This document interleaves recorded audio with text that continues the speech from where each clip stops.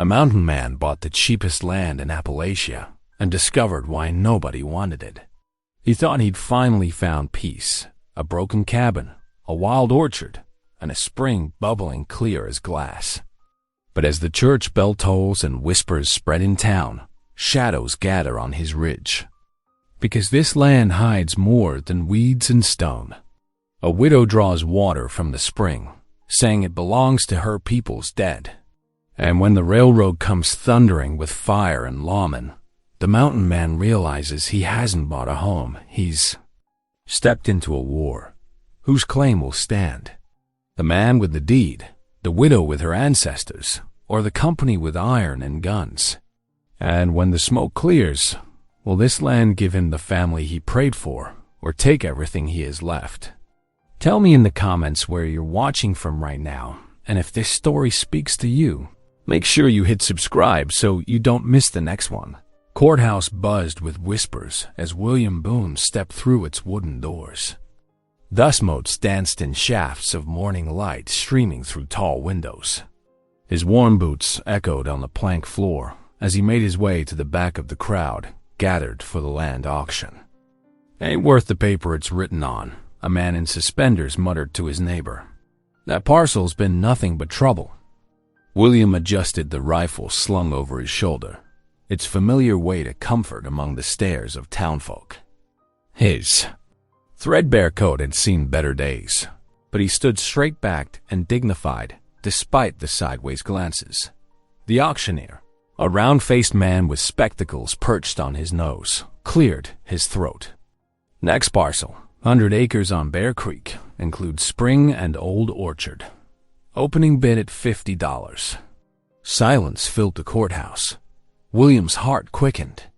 He'd scraped together $62 from his last season of trapping. Every cent he owned. $40? The auctioneer tried again. 30? More silence. The crowd shifted uncomfortably. $20 then. Surely someone will start at 20? William raised his hand.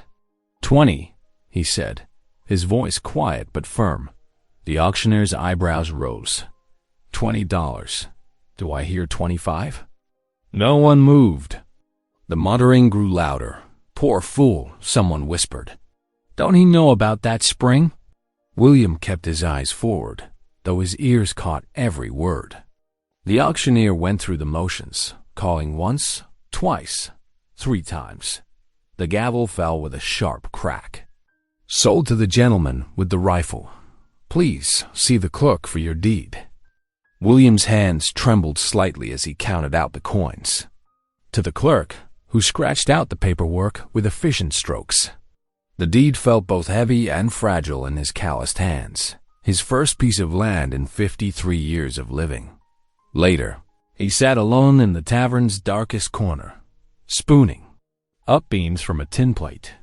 The tavern keeper had watered down the coffee, but William didn't mind. He'd eaten worse in his years of wandering. 2 men at the bar spoke in low voices, but their words carried. Remember what happened to the widow Sullivan's cows when they drank from that spring? Aye, and that orchard ain't produced proper fruit in 20 years. Trees are wild as Satan's own garden. William sopped up the last of his beans with a chunk of cornbread. Their words should have worried him, but instead, a curious peace settled in his chest. He'd seen his share of cursed places in his travels. Usually nothing more than bad luck, and worse talked on, as dusk painted the sky in deep purples. William led his old mule, Jacob, out of the town stable. He secured his few belongings behind the saddle. Bedroll, cooking pot, axe, and the precious deed in its oilskin wrapper. The early spring air held a bite, but his coat kept him warm enough. They followed the ridge trail above town, climbing steadily in the gathering darkness. When they'd gone far enough, William made camp on a flat stretch overlooking the valley.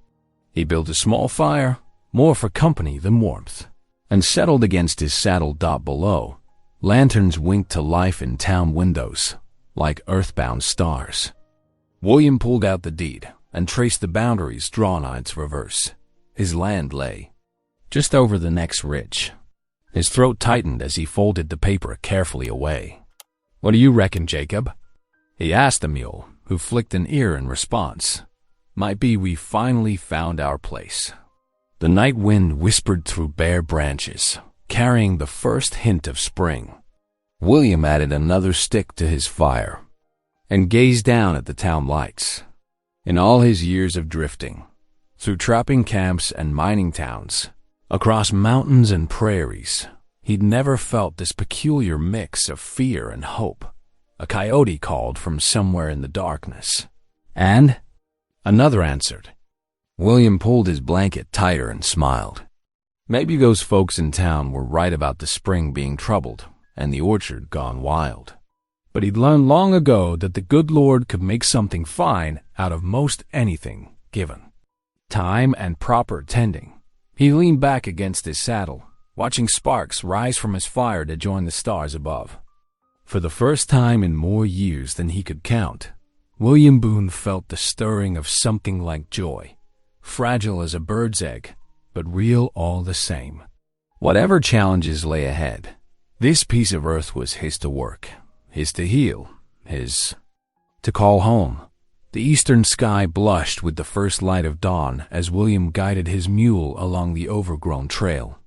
Mountain peaks stood sharp against the pale morning, their slopes wreathed in wisps of mist. The air held the clean bite of early spring, carrying the scent of damp earth and pine. The path wound through stands of oak and hickory, their branches still winter bare. William's muscles ached from the night spent on hard ground, but anticipation kept him alert. According to his deed, the cabin should lie just ahead where the valley opened out. The trees thinned, and William drew Jacob to a halt. There, in a natural clearing, stood his new home. The cabin's log walls leaned slightly, weathered to a deep silver gray. Part of the shake roof had collapsed inward, leaving the interior open to rain and snow. Wild rose brambles climbed the walls like grasping fingers. Their thorns sunk deep in the wood dot beyond the cabin. Ancient apple trees rose from a tangle of briars and saplings. Their gnarly branches reached skyward like desperate hands. Though choked by undergrowth, William could see the neat rows they'd once formed, testament to careful planning by whoever had first worked this land. A soft gurgling drew his attention. Following the sound, William discovered a spring bubbling up from between moss-covered rocks.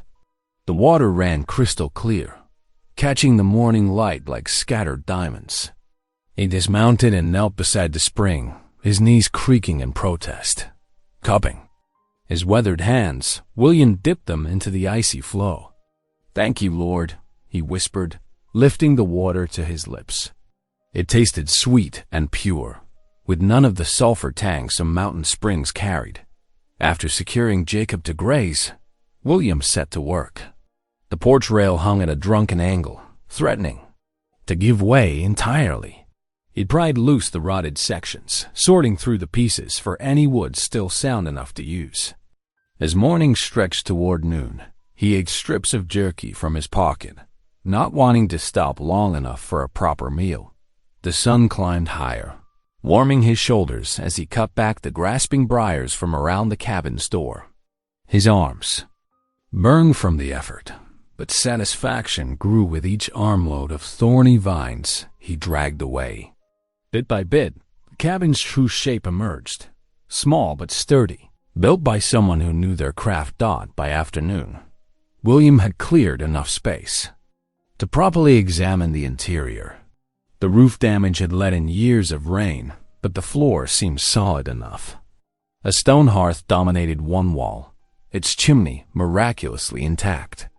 He gathered kindling and soon had a small fire crackling, driving back the cabin's damp chill as William sorted through debris near the hearth. His hand struck something solid. Brushing away years of dust revealed a leather-bound Bible, its pages swollen from moisture, but still largely readable. He opened it carefully, finding a name inscribed in faded ink, Sullivan. The whispers from town came back to him. Something About a widow named Sullivan and her cows. Evening settled over the valley like a purple blanket.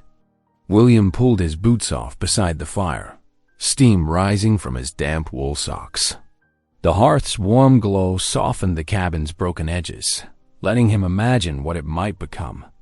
A proper roof, windows with glass, maybe even a chair to rest in after a day's work. He leaned back against his roll bedding, letting his mind drift. The fire's warmth seeped into his tired muscles. For the first time in more years than he could count, William felt the stirring of real hope. This rough cabin could become a true home, a place where he finally belonged. A sound drifted through the gathering darkness, the distant rhythm of drums echoing off the mountainsides. William's eyes snapped open, suddenly alert.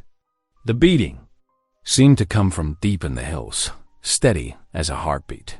He'd heard talk of Indian settlements higher in the mountains, but hadn't expected them so close. The drumming continued, rising and falling like waves against the shore. William meant to stay awake, to gauge how near the sound might be, but exhaustion pulled at him like a heavy tide. His eyes grew heavier with each breath. The last thing he saw before sleep took him was the fire's dying light dancing across the cabin's walls, almost making them seem to sway in time with those distant drums. The morning sun painted long shadows across the cabin floor when William woke. His back protested from sleeping on rough boards, but the promise of a new day's work pushed him to his feet.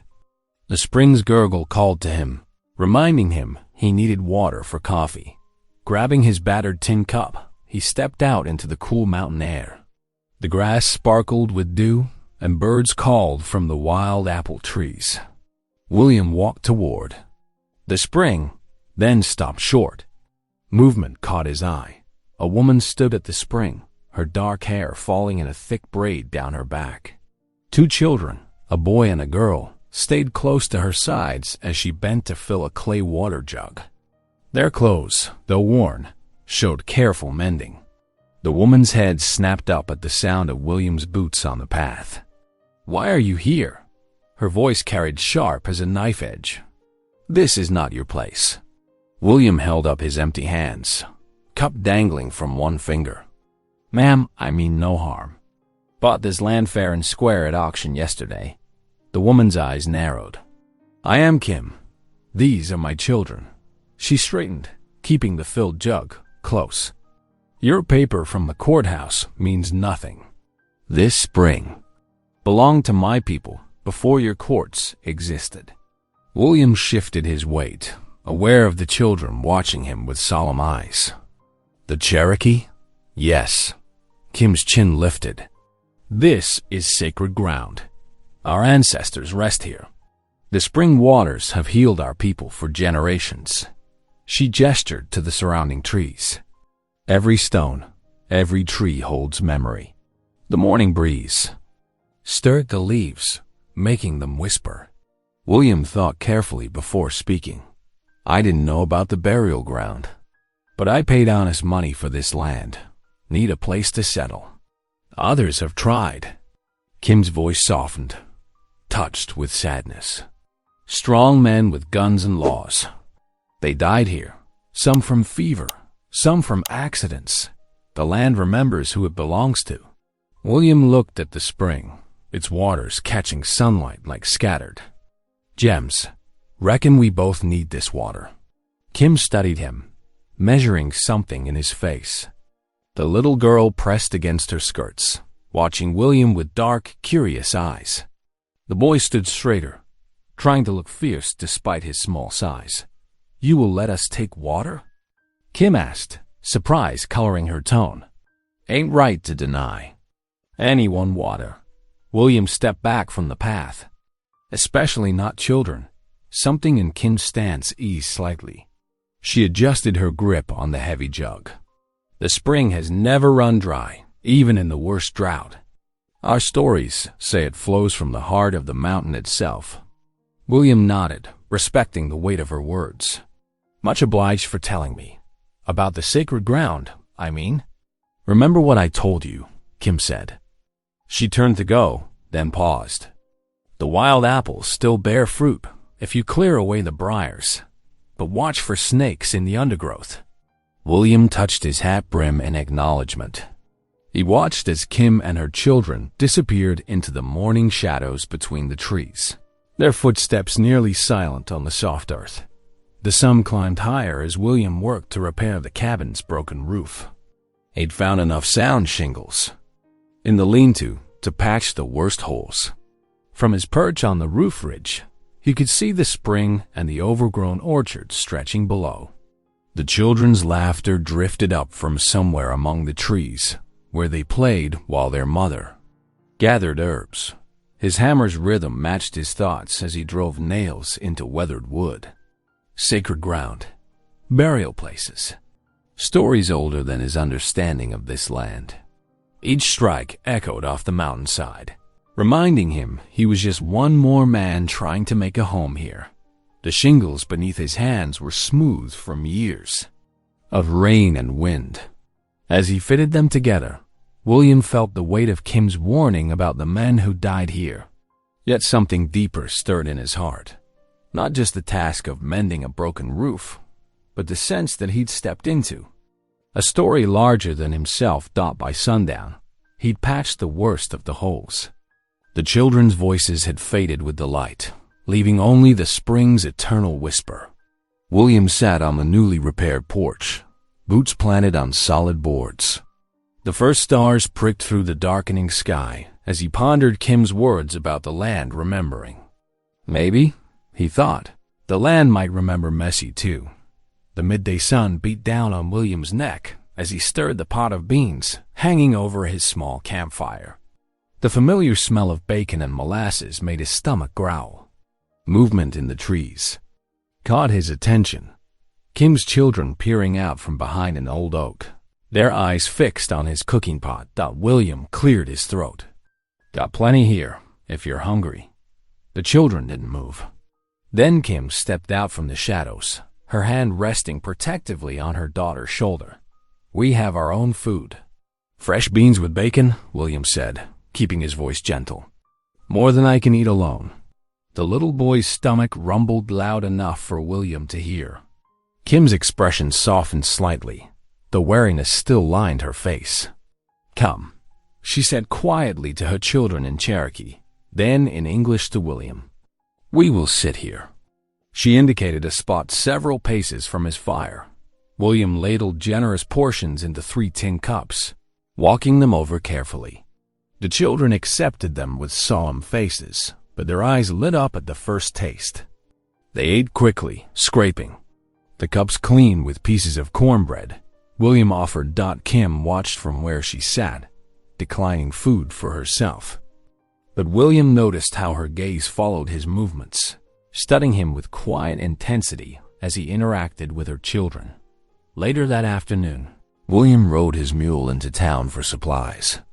The general store's bell jangled as he entered. Conversations died when he approached the counter, then resumed in whispers. He could feel eyes on his back as he gathered basic provisions: nails, salt, coffee, ammunition. Heard you bought the cursed spring property, the shopkeeper said, tallying William's purchases. Brave man or foolish one, can't say which. Before William could respond, laughter erupted from a group of men near the pot-bellied stove. Give it a month, one called out. That land will kill him same as the others. William's jaw tightened, but he kept counting out coins. An old man in worn buckskins pushed away from the wall where he'd been leaning. His face was weathered as old leather, eyes sharp beneath his gray brows. 20 years I trapped them hills, the old man said, voice rough as creek gravel. Seen 4 men try to hold that land, all dead now. He shook his head slowly. That ground's got a hunger for men's lives. Mark my words. William gathered his supplies without reply. The laughter followed him out the door, bitter as wind-blown dust. The sun was lowering toward the mountains when he returned to his property. Golden light slanted through the trees, catching on something that made him pause. Near the spring, Kim was stacking firewood with practiced movements. A small camp was tucked into a sheltered hollow nearby, mostly hidden by brush. She straightened when she saw him, wiping her hands on her skirts. Neither spoke for a long moment as dusk gathered in the hollow. "Your children enjoyed the beans," William finally said. They did. Kim's voice was soft in the growing darkness. "It has been some time since they had such a meal." William shifted his weight. "Been some time for me, too. Eating alone, I mean." Kim was silent for so long he thought she wouldn't respond. Then, "My husband, James." She touched something at her neck, a wooden pendant. "2 winters ago, soldiers came, said we had to leave our home, march west with the others." The wind sighed through the apple trees as she continued. "James was sick with fever when they came, but they made him walk anyway." Her voice caught. "He died on the 3rd day. I buried him by the trail, marked the spot with white stones." William's chest ached at the grief in her words. "I'm powerful sorry, ma'am. This spring," Kim gestured to the burbling water, "it was our special place. He proposed to me here. We brought our babies here for blessing." Her eyes met William's in the failing light. "It is all I have left to honor him. All I can give our children of their father's memory." William nodded slowly, understanding settling heavy as river stones in his heart. "Thank you for telling me." Kim gathered her shawl closer and turned toward her camp. The darkness swallowed her outline as she disappeared into the trees. That night, William lay on his bedroll in the cabin, sleep eluding him. The weight of Kim's story pressed against his ribs, mixing with the warnings from town. His legal claim to the land felt both solid as iron and fragile as morning mist. Wind moaned through the hollow, making the old apple trees creak and sway. Their branches scratched against the cabin's walls like restless fingers.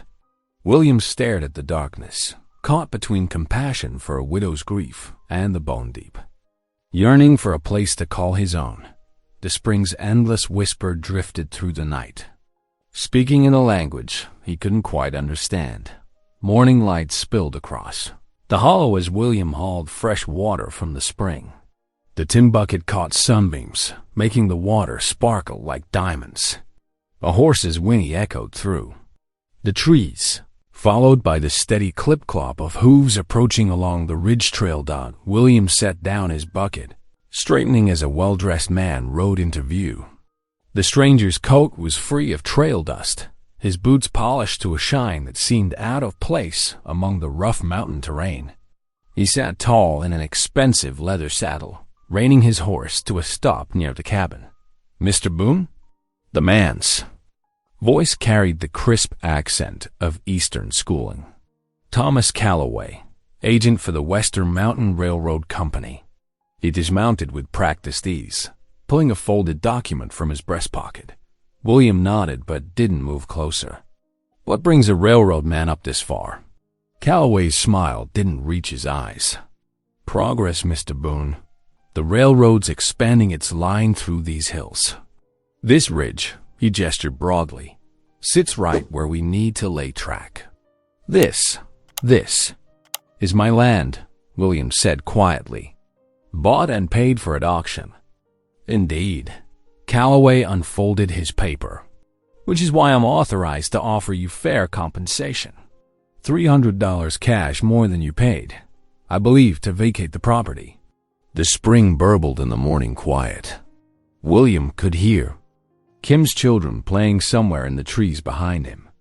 "Not interested," William said. Calloway's smile tightened. "Mr. Boone, surely you understand. Progress can't be stopped. The railroad's coming through, one way or another. Then it'll have to go around." William crossed his arms. "This land ain't for sale. I advise you to reconsider." Calloway's voice hardened. "We found that obstacles tend to remove themselves, given time."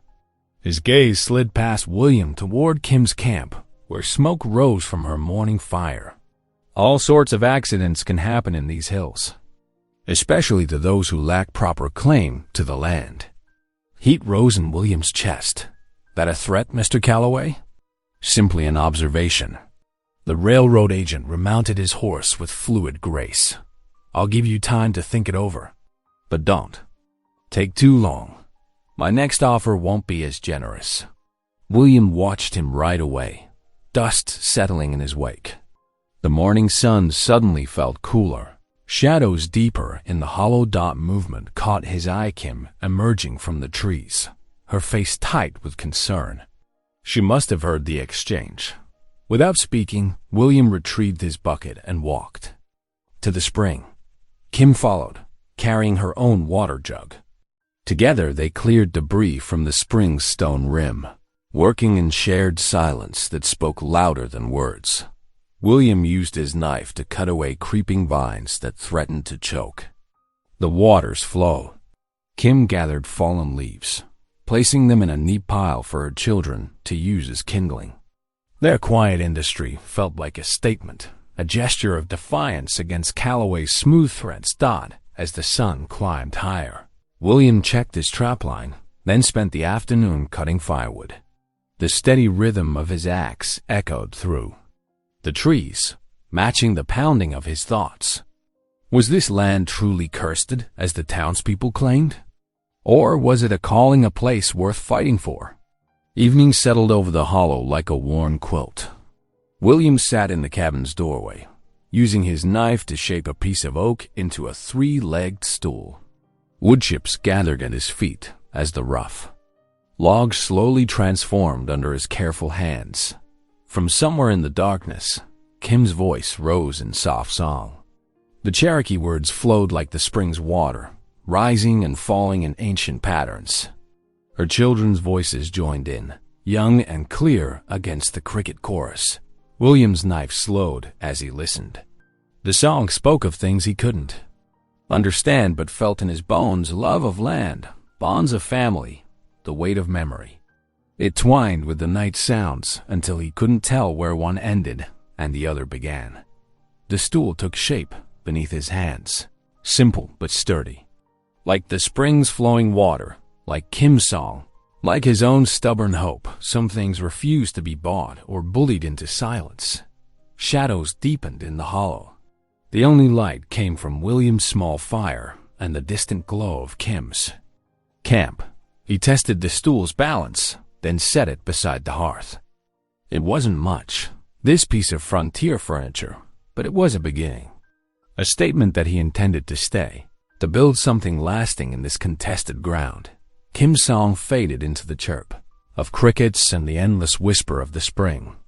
William added wood to his fire, watching sparks rise into the darkness. Like prayers, the orchard fence lay broken in places, weathered posts tilting like old headstones. William hefted his axe, studying the damage. Behind him, Kim approached carrying rope and stake sheet woven from supple branches. "Reckon we could save some of these posts," William said, testing a rail with his hand. The wood creaked but held. Kim nodded, setting down her materials. The old ones remember when this fence was new, before the troubles came. They worked together under the spring sunshine, William splitting new rails while Kim secured the posts. Her children darted through the tall grass, their laughter brightening the morning air. Suddenly, excited shrieks erupted from behind a fallen apple tree. "Mama, look!" The children emerged from the brush, pointing at rusty feathered chickens, scratching in the leaves. The birds had gone wild, surviving from the homestead's earlier days. "Well now," William said, smiling at their excitement. "Looks like we got ourselves some free eggs, if we're patient." The children chased the chickens, their giggles echoing across the hollow. Kim watched them with soft eyes, her hands never stopping their work with the fence. William noticed how she wove the branches with practiced skill, making strong joints that would last through winter storms. By midday, the sun beat down fierce. William shared the last of his morning coffee from his tin cup and Kim accepted with a small nod. She disappeared briefly to her camp, returning with a pot of venison stew that filled the air with rich aroma. They ate together in the shade of an apple tree. The children sprawled nearby, telling stories about the chickens they'd named. William savored each bite of the stew, knowing the skill and care that went into its making. "Much obliged," he said quietly. "Been a while since I had proper cooking." Kim's eyes crinkled slightly.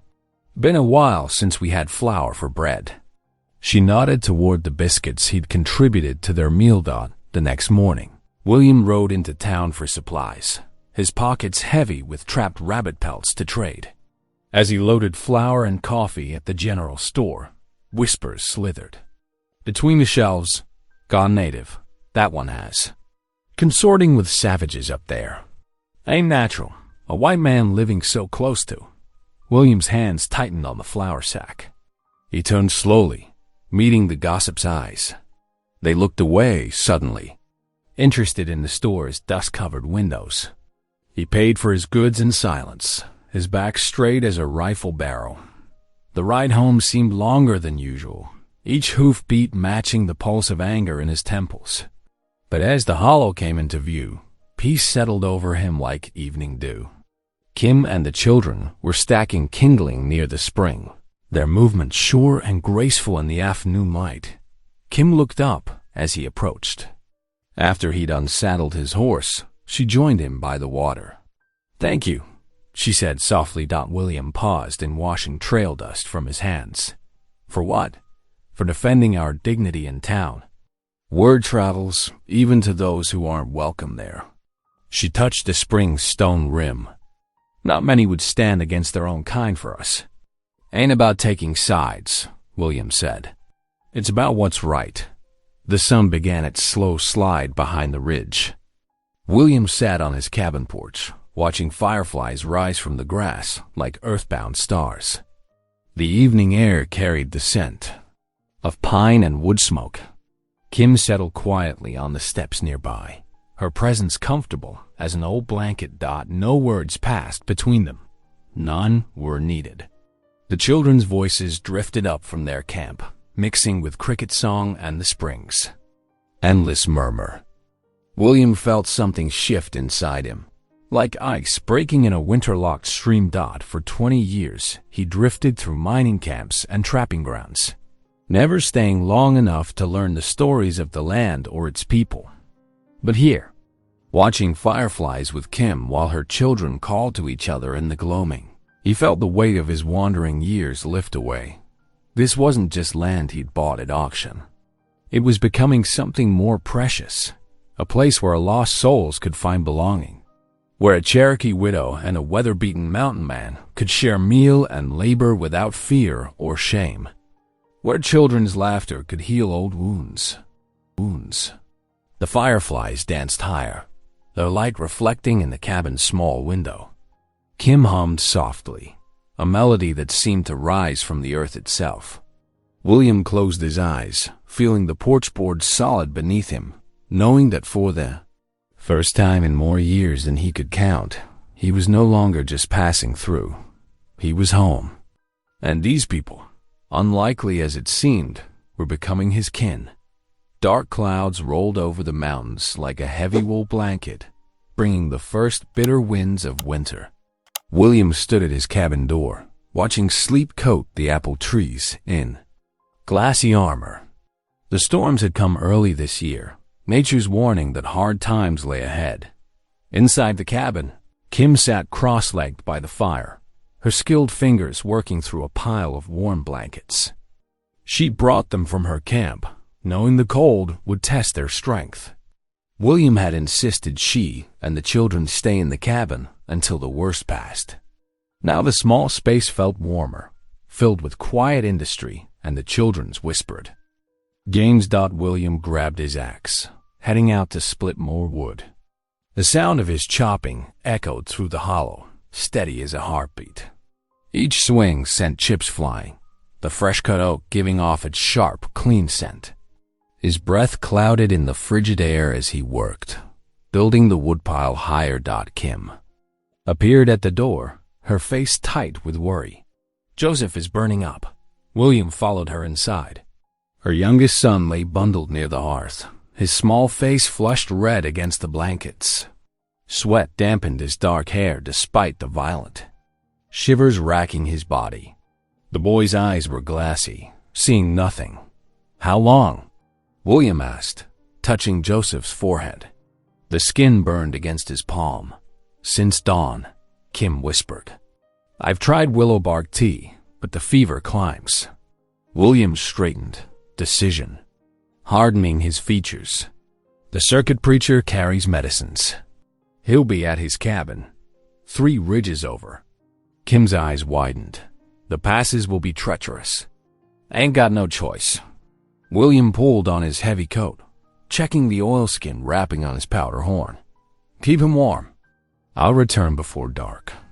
He saddled his mule in the icy wind, the leather creaking with cold. The animal shifted nervously, sensing the storm's growing fury.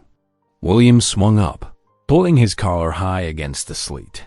The trail disappeared under sheets of ice as he climbed higher into the mountains. Frozen branches cracked overhead, while his mule picked its way carefully over slick rocks. The wind howled through gaps in the ridges, cutting through his clothes like knives. After 2 hours of grueling travel, William finally spotted smoke rising from a small cabin tucked against the mountainside. He practically fell from the saddle, his limbs numb with cold. Reverend Samuel Whitlow opened his door to William's pounding. The preacher's weathered face creased with concern as William explained the situation. "The boy needs help right quick." William finished, his voice rough from the icy ride. The circuit rider nodded, already gathering his medicine bag. "The Lord guides our paths in times of need." He saddled his horse with practiced speed, securing extra blankets and supplies. The return journey proved even harder. Ice coated everything now, making each step treacherous. Their animals struggled against the wind, while William and the preacher hunched low in their saddles, barely able to see the trail. Near sunset, they finally descended into William's Hollow. Both men were coated in ice, their beards frozen solid. They staggered into the cabin's warmth, where Kim waited anxiously by her son's side. Reverend Whitlow went straight to work, mixing medicines from his worn leather bag. He spoke softly to Joseph while working, his gentle voice steady and sure. Kim knelt beside them, her hands clasped tight in prayer. Hours crept by as they tended the sick child. Finally, near midnight, Joseph's fever broke. His breathing eased, and natural color returned to his face. Kim touched her forehead to the cabin floor in gratitude, whispering thanks in Cherokee. The preacher smiled tiredly. "Keep him warm and quiet. The worst is past." They shared a simple meal of beans and cornbread, letting the fire's warmth thaw their frozen bones. Joseph slept peacefully now, wrapped in fresh blankets with his sister keeping watch nearby. "Reckon I ought to share a story," William said softly, seeing the worry still lingering in the children's eyes. "Did I ever tell you about the time I met a talking beaver up in the high country?" The children leaned forward eagerly, even Joseph stirring to listen. William settled back in his chair, his voice taking on the rhythm of a born storyteller. "It was during my trapping days, way up where the air gets thin enough to make birds walk." He wove a tale of clever animals and foolish mistakes, of lessons learned and friendships made in the wilderness. The children's laughter filled the cabin, chasing away the storm's gloom. Kim sat quietly in the shadows, watching William with her children. Something had changed in her eyes, a softening, a flicker of trust where before there had been only careful distance. When William caught her gaze, she didn't look away. Instead, she offered a small smile, one that carried more warmth than any fire could provide. Outside, the winter storm raged on. But inside the cabin, surrounded by the healing power of shared stories and hard-won trust, they had found shelter in more ways than one. Morning light filtered through the cabin's frosted windows, casting soft shadows on the rough-hewn walls. Reverend Whitlow sat at the table, his warm Bible open before him. The familiar crackle of the fire and the gentle whisper of turning pages filled the peaceful silence. "For where 2 or 3 are gathered together in my name, there am I in the midst of them," the preacher read, his weathered voice carrying the weight of wisdom. He looked up, his kind eyes moving between William and Kim. "The Lord works in mysterious ways, bringing souls together when they need each other most." William stood by the hearth, feeding small splits of oak into the flames. The preacher's words settled deep in his chest, stirring thoughts he wasn't quite ready to voice. He watched as Kim's children sat cross-legged near the Reverend, their dark eyes wide with wonder at the stories of David and Goliath, of Moses leading his people to freedom. "God plants families where we least expect," Reverend Whitlow continued, closing the Bible with careful hands. "Sometimes in the most unlikely soil, the strongest roots take hold." Kim moved quietly through the cabin, her presence as natural as breathing now. She brought a plate of fresh cornbread to the preacher, steam rising in the cool air. "For your journey," she said softly, wrapping it in a clean cloth. The Reverend accepted it with a grateful nod. "Your kindness warms more than just the body, sister." He tucked the bread into his saddlebags, preparing for the ride ahead. The snow had deepened overnight, piling high against the cabin walls. William helped the preacher saddle his horse, the cold biting at their faces. "Much obliged for coming all this way," he said, extending his hand. "The Lord's work knows no weather," Reverend Whitlow replied with a gentle smile. He mounted his horse, adjusting his heavy coat. "Remember what I said, William. Sometimes our greatest blessings come disguised as trials." They watched until the preacher disappeared into the swirling snow, his dark form swallowed by the white curtain. The storm showed no signs of breaking, its fierce winds driving them back inside the cabin's warmth. Days melted together like snowflakes on glass. The close quarters that might have once felt confining now held a comfortable intimacy. William found himself looking forward to the quiet evenings, when they would gather around the fire after the day's work was done. One night, he taught the children how to whittle, showing them how to guide the knife safely across the soft pine. Their small hands fumbled at first, but soon they were creating rough shapes of bears and deer. Their proud grins when they showed their mother made William's heart swell unexpectedly. "Like this?" Joseph asked, his tongue stuck out in concentration as he carved.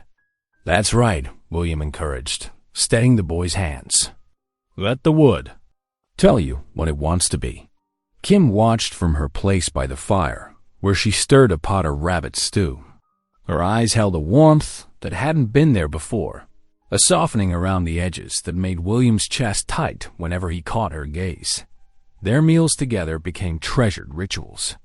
They shared stories over bowls of steaming stew, William telling tales of his trapping days, while Kim spoke of Cherokee legends passed down through generations. The children hung on every word, their eyes bright with wonder. "Tell us about the mountain lion again," Sarah, Kim's daughter, would beg. Even though she'd heard the story 3 times already, William would lean back in his chair, a smile tugging at his mouth. Well, now, it was the coldest winter I'd ever seen, colder even than this one. The storm raged outside, rattling the windows and howling down the chimney. But inside the cabin, peace had taken root. William found himself noticing small things. The way Kim hummed Cherokee lullabies while she worked. How the children's laughter seemed to make the cabin glow from within. The comfortable silence that fell between them all like a warm blanket. One evening, as William stoked the fire, he caught Kim watching him with an expression that made his heart skip. There was trust there now, and something deeper that neither of them was ready to name. She quickly looked away, but the moment lingered. Like honey in tea, the snow continued to fall, but they had everything they needed. Wood stacked high, meat in the storehouse, and most importantly, each other. William realized with quiet amazement that for the first time in years, he felt no urge to wander.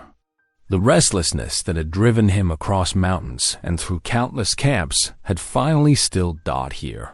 In this cabin, with its mix of Cherokee songs and frontier tales, with children's laughter and shared meals, with Kim's quiet strength and growing trust, he had found something he hadn't even known he was searching for. The storm might rage, but within these walls, they had built a shelter for more than just their bodies. They had built a home. The first warm breeze of spring whispered through the valley, carrying the sweet scent of thawing earth. William stood in the orchard, his boots sinking slightly in the softening ground as he surveyed the winter-worn trees. The morning sun cast long shadows across patches of melting snow, revealing the first hints of green pushing through dark soil. These ones might still bear fruit, William said, running his calloused hand along a gnarled branch. Kim stood beside him, her dark eyes studying the dormant buds with knowing care. "The old ones are strongest," she replied, reaching up to test a branch's flexibility. "They remember how to survive." Together, they worked through the morning, pruning dead wood and clearing space for new saplings. William had traded his last beaver pelts for apple seedlings in town, carrying them home wrapped carefully in damp burlap. Now he dug holes in the soft earth while Kim showed him how to give each tiny tree the best chance at life. The children darted between the trees, their laughter echoing across the hollow. They had turned the muddy ground into their playground, their feet and hands caked with dark soil as they chased each other through the warming day. "Look what I found," Sarah called out, holding up an earthworm with delighted curiosity. Her brother, Joseph, splashed through a puddle to see, their earlier game forgotten in the excitement of discovery. William paused in his digging, leaning on his shovel to watch them. Something warm spread through his chest at the sight. The simple joy of children at play, the promise of new growth, Kim's quiet presence beside him. The land felt alive with possibility. The peace shattered at midday. The sound of hoofbeats brought William's head up sharp. 3 deputies rode toward the cabin, their badges glinting in the spring sun. Behind them came Thomas Calloway, the railroad agent, his dark coat pristine despite the muddy trail. William straightened, dropping his shovel. "Kim," he called softly, "get the children inside." She moved quickly, gathering her little ones and hurrying them toward the cabin. The deputies dismounted, their spurs jingling ominously in the quiet air. Harlan, the eldest, kept his hand near his pistol as he approached. "This here's railroad property now," Calloway announced, producing a paper from his coat. "We've got the proper documents." "You're trespassing, Boone." "I bought this land fair at auction," William replied, his voice steady despite the fear crawling up his spine. "Got the deed to prove it." "That deed's been voided," Calloway said with a cold smile. "Progress can't be stopped by the likes of you." He nodded to his men. "Clear the brush. Show him we mean business." The deputies moved with practiced efficiency, pulling oil-soaked torches from their saddlebags. Before William could protest, they touched flame to the dry brush piled around the newly cleared orchard ground. Fire leaped hungry into the air, catching quickly in the winter-dead grass. Smoke billowed thick and gray, stinging William's eyes as he ran to the cabin. "Kim!" he shouted. "Bring buckets!" They worked desperately in the thickening smoke, hauling water from the spring to fight the spreading flames. The children huddled on the cabin porch, crying in fear as fire licked at their beloved orchard. William's lungs burned with every breath, but he couldn't stop. Wouldn't stop. Kim fought beside him, her face streaked with soot as she passed him full buckets. The deputies watched from their horses, Briggs looking away when William met his eyes, while Harlan laughed darkly at their efforts. "This is just the start," Calloway called out over the crackling flames. Next time, it might be the cabin that burns. Take the warning and clear out. They rode away as the sun began to set, leaving destruction in their wake. William and Kim worked until full dark, saving what trees they could. But when the last ember died, the damage was clear. Half the orchard lay scorched and ruined. Months of work destroyed in an afternoon. Kim stood in the gathering darkness, her shoulders shaking. "William," she whispered, her voice breaking, "I cannot lose more children to white men's greed. My husband already died defending our rights." She turned to him, tears cutting clean tracks through the soot on her face. "Please, surrender the land, for their sake." William looked at the burned trees, each one a dream turned to ash. The children huddled together near the cabin, their eyes wide with fresh terror. Everything they had built together, all the peace and hope of the winter months, seemed to drift away with the last wisps of smoke into the night sky. The taste of ash filled his mouth as he watched Kim gather her trembling children close. The orchard's destruction had done more than burn trees. It had scorched the fragile happiness they had found together, leaving them all raw and afraid in its wake. Dawn crept over the scorched orchard, revealing blackened trees like accusatory fingers pointing at the sky. William stood at the cabin door, his coffee gone cold in his hands. The burnt smell still hung in the air, a constant reminder of their vulnerability. He set the tin cup down with a quiet clank and grabbed his tools. Work was all he had left now. The fence posts needed mending where the deputies' horses had trampled them, and focusing on each nail and board kept his mind from darker thoughts. Through the morning, he worked mechanically, driving posts in the softening spring soil. From the corner of his eye, he caught glimpses of Kim moving between cabin and spring, her shoulders tense, her movements quick and wary. The children played quietly near the cabin, their usual laughter replaced by watchful silence. When Kim approached the water barrel, William turned away, unable to meet her gaze. The weight of failure pressed down on him like a physical thing. He'd promised protection, hadn't he? Even if not in words. Yet here they were, their small paradise threatened, their peace shattered. By midday, he spotted Kim folding blankets, stacking them near her small camp. His heart sank further as he watched her sort through their few belongings, clearly preparing to leave. The sight of her packing drove him to work harder, his hammer striking the fence posts with renewed force. Evening drew in slowly, the spring sunset painting the burned orchard in shades of amber and shadow. Kim had prepared a simple supper of cornbread and beans, but the usual warmth of their shared meal was missing. The children picked at their food, darting uncertain looks between the adults. William cleared his throat. "Reckon we could replant some." "No," Kim cut him off softly. "This land is cursed with broken promises. I cannot watch my children suffer through another loss." She stared down at her barely touched plate. "We will leave at week's end." The silence that followed felt heavier than all the mountain winters William had endured alone.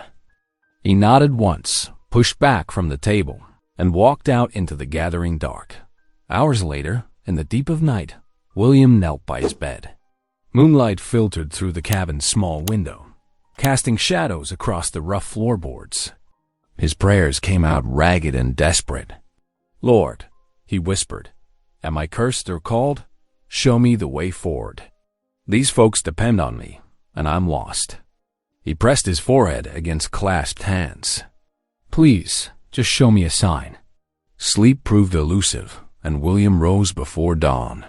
The loft needed repair where smoke had damaged some shingles, and he climbed up with his tools as first light crept over the mountains. The work was mindless enough, replacing damaged boards, but it kept his hands busy while his heart ached. As he shifted a loose board, something caught his eye. There, tucked between the rafters, was a small wooden box, dark with age. William almost missed it in the shadows, but something made him reach for it.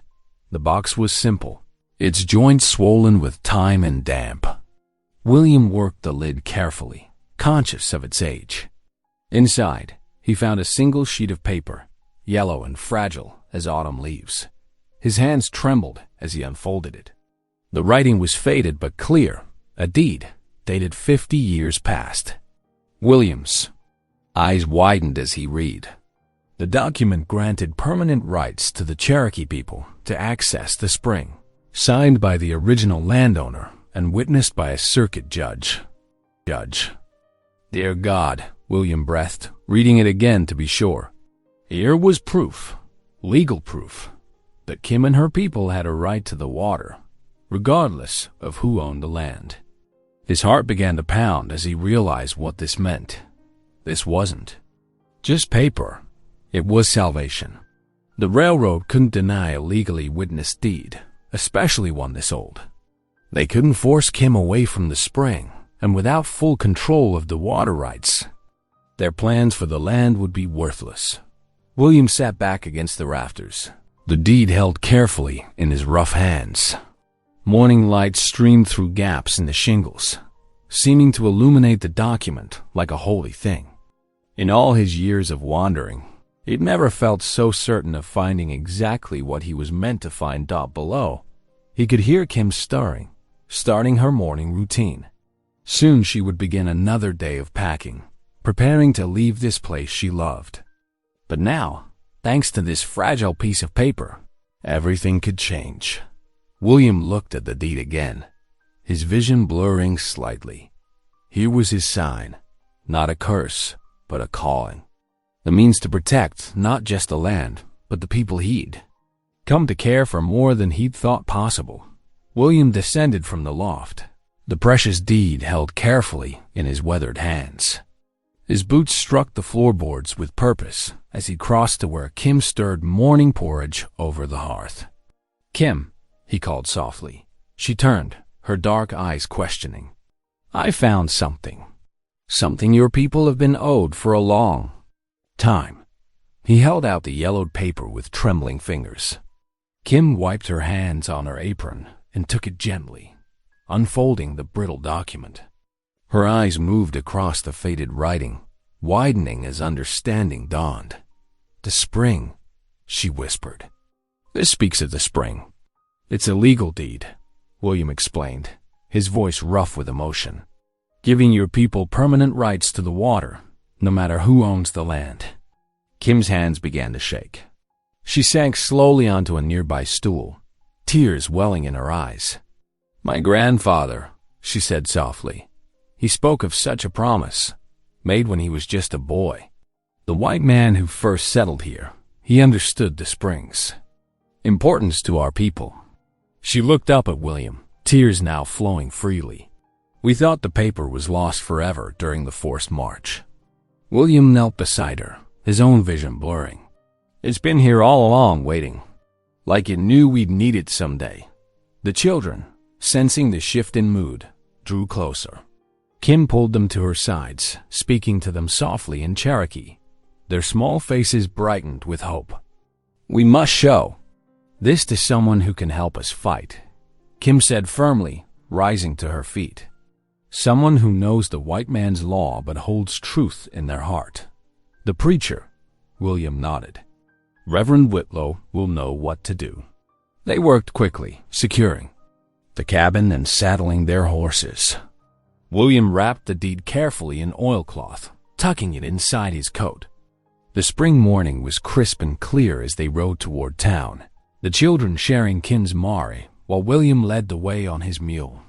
The town's muddy streets were quiet when they arrived, though curious faces peered from shop windows at the unusual sight of William riding beside Kim and her children. The preacher's small house sat behind the white-painted church, morning smoke rising from its chimney. Reverend Whitlow answered their knock, his aged face creasing with concern at their urgent expressions. "William? Kim? What brings you here? So early?" William produced the deed, explaining their discovery. The preacher's hands trembled as he read the document, his eyes growing wide behind his wire-rimmed spectacles. "Lord have mercy," he breathed. "This is exactly what you need. It's properly witnessed, signed by Judge Matthews himself." He looked up at them, steel entering his voice. "The railroad can't ignore this, but they won't take it lying down either. Kim stepped forward, her chin raised. "We are ready to fight. For the spring, for our children's future." The preacher nodded slowly. "You'll need to present this in court. I can help prepare the case, but it will take time." He glanced at the lengthening shadows outside. "You'd best stay here tonight. My wife's away visiting her sister, so there's room enough." They settled in for the evening, the children falling asleep on quilts by the fire, while the adults spoke in low voices, planning their strategy. The preacher's small study filled with pipe smoke as he explained legal terms and procedures. Kim and William listening intently. "The railroad has money and influence," Reverend Whitlow warned. "But this deed, it's providence, pure and simple. Truth has a way of coming to light." As night deepened, William found himself unable to sleep, sitting instead by the study window. The town lay quiet under starlight, but he could feel tension building like a storm front. Tomorrow, word would spread. The railroad would hear of their challenge. Dawn broke pearl gray over the mountains, painting the church steeple in soft light. William rose from his vigil to find Kim already awake, plaiting her daughter's hair while her son helped the preacher prepare breakfast. A murmur of voices drew them to the front window. People were gathering in the street, shopkeepers, farmers, miners fresh from their shifts. Some faces showed curiosity, others suspicion. A few displayed open hostility. William felt the weight of the deed in his coat pocket. Such a small thing, to carry so much hope. He looked at Kim, saw the same mixture of fear and determination in her eyes that he felt in his heart. "Whatever comes," he said quietly, "we face it together." Kim nodded, reaching for his hand. Her fingers were strong and sure against his calloused palm. "Together," she agreed. The preacher joined them at the window, his Bible tucked under one arm. "Shall we go out and face them?" William straightened his shoulders, feeling the precious document press against his chest like a shield. This piece of paper might be their only weapon against the railroad's money and influence, but it carried the weight of justice. Sometimes, he reflected, that was enough to move mountains. The small courthouse creaked under the weight of what felt like the entire town. Morning sunlight filtered through tall windows, casting long shadows across the wooden floor. William sat beside Kim and her children in the front row, the preacher standing steady behind them. His hand kept straying to his coat pocket, checking that the precious deed remained safe. Thomas Calloway, the railroad agent, lounged at the opposite table with 3 expensively dressed lawyers. His polished boots gleamed as he propped them casually on a chair, a smile playing at the corners of his mouth. The smell of his expensive cigar hung in the air, mixing with the mustiness of old law books and wood-polished. Judge Harrison entered, his black robe sweeping behind him. Everyone rose as he took his seat, his weathered face betraying nothing as he surveyed the crowded room.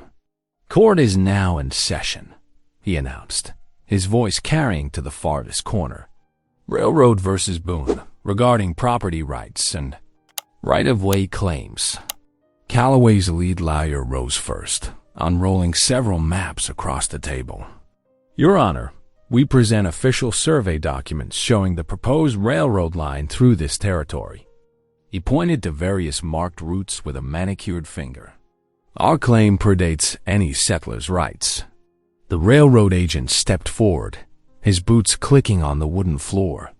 "These maps clearly show our company's prior claim," he said, sneering slightly in William's direction. "We have invested considerable resources in planning this route. Any local disputes should not impede progress." Judge Harrison leaned forward, adjusting his spectacles as he examined the maps. The courtroom held its breath. William could feel Kim's tension beside him, her hand gripping her son's shoulder. "Reverend Whitlow," the judge called. "You wished to testify?" The preacher moved to the front, his Bible clasped before him like a shield. "Yes, Your Honor. I've served this territory for 30 years. I knew the original settler of that land, and I know its history." His voice grew stronger, filling the hushed room. "That spring has been sacred to the Cherokee people since before any of us arrived. There are graves there, Your Honor, ancient ones." Murmurs rippled through the crowd. The judge raised his hand for silence. "More importantly," Reverend Whitlow continued, "there exists a legal document regarding those water rights." He turned to William. "Mr. Boone?" William stood, his legs trembling slightly as he approached the bench. He withdrew the carefully wrapped deed from his coat, handling it as gently as a newborn lamb. "Your Honor, we found this in the cabin, hidden away all these years." The judge took the document with careful hands, unfolding it slowly. The room grew so quiet William could hear the rustle of the paper. Then came the gasps, first from the clerk, then spreading through the courthouse like wind through wheat. "This deed," Judge Harrison said slowly, "bears the signature of Land Commissioner Matthews himself." He looked up, his eyes sharp. "Dated 1832. It grants permanent water rights to the Cherokee people, specifically regarding the spring on this property." He paused, studying the railroad agent. "This predates any railroad claim by decades." Calloway's face darkened. He leaned forward, whispering urgently to his lawyers. Papers shuffled frantically on their table. "Furthermore," the judge continued, "this document was properly witnessed and recorded. It's binding in law." He set the deed down carefully. "The railroad's case regarding right-of-way through the spring property is dismissed." The crowd erupted in whispers. William heard his name repeated, saw fingers pointing toward Kim and her children. But these weren't the hostile stares of before. He saw shame in some faces, astonishment in others, as if they were seeing their neighbors for the first time. Kim pulled her children close, tears streaming silently down her face. The little ones didn't fully understand, but they felt their mother's relief. Snuggling against her, William sank back into his seat, his legs weak with relief. The preacher's hand came to rest on his shoulder, squeezing gently. "Court is adjourned," Judge Harrison announced, his gavel striking with finality. Calloway stormed out, his lawyers scurrying behind him like leaves in a wind. The townspeople lingered, forming small clusters of intense discussion. William caught fragments of conversation, surprise at the deed's existence, speculation about the railroad's next move, and growing acceptance of Kim's family's right to remain. The judge carefully handed the deed back to William, wrapped now in protective leather. "Keep this safe," he advised quietly. "It's more than just a piece of paper. It's justice made real." William nodded, too moved to speak. He turned to find Kim standing beside him, her eyes shining with gratitude and something deeper. Hope, perhaps, or the first real belief that her children might have a future on this land their ancestors had held sacred. The morning sun streamed stronger now through the courthouse windows, touching each face in the room with its revealing light. William felt its warmth on his face, matching the warmth growing in his heart. The land wasn't cursed after all. It had been waiting all this time for justice to find its way home. The spring sun warmed the earth as William and Kim surveyed. The scorched orchard, where destruction had reigned days before, hope now stirred in the fresh-turned soil. Unexpected visitors began arriving throughout the morning. First old Jake Miller with a wheelbarrow of apple saplings, then the Cooper sisters carrying garden tools wrapped in burlap. "Reckon we was wrong about this place," Jake mumbled, hat in hand. "Thought you might could use these young trees." More neighbors trickled in, bearing shovels, seedlings, and quiet offerings of reconciliation. They worked alongside William and Kim, turning the charred earth, preparing new holes for planting. The children darted between the workers, their laughter rising sweet and clear as birdsong. Little Sarah chased her brother Thomas through the fresh-dug rows, their feet kicking up the rich dark soil. William worked steadily in his shirt sleeves, sweat darkening the fabric as he planted sapling after sapling. Each tree felt like a promise, taking root. Kim moved among the helpers, showing them the Cherokee way of blessing new plantings, a quiet dignity drawing respect from those who had once turned away. As evening approached, Reverend Whitlow rode up in his buggy. The workers gathered in a circle as he opened his worn Bible, the pages glowing golden in the setting sun. Psalm 126, he read, his voice carrying across the newly planted rows. Those who sow in tears shall reap in joy. The words settled over them like a gentle rain. William stood near Kim, their shoulders almost touching. When their hands met briefly, he felt the calluses on her palm match his own. Marks of shared labor, shared pain, shared hope. The first stars appeared as the neighbors departed, leaving behind a transformed orchard and the first tender shoots of acceptance. What had been broken was slowly being restored, not just the trees, but the bonds between people. The ridge darkened to purple as twilight settled over the land. Through the cabin's window, warm lamplight spilled across the yard, painting long shadows among the newly planted saplings. Inside, the aroma of venison stew filled the small room, rich with herbs from Kim's garden. Sarah and Thomas moved around the rough-hewn table, carefully placing tin plates and spoons. Their faces glowed in the lamplight as they arranged everything, just so proud of their task. Kim stirred the iron pot hanging over the hearth, adding a pinch of salt as steam rose in fragrant clouds.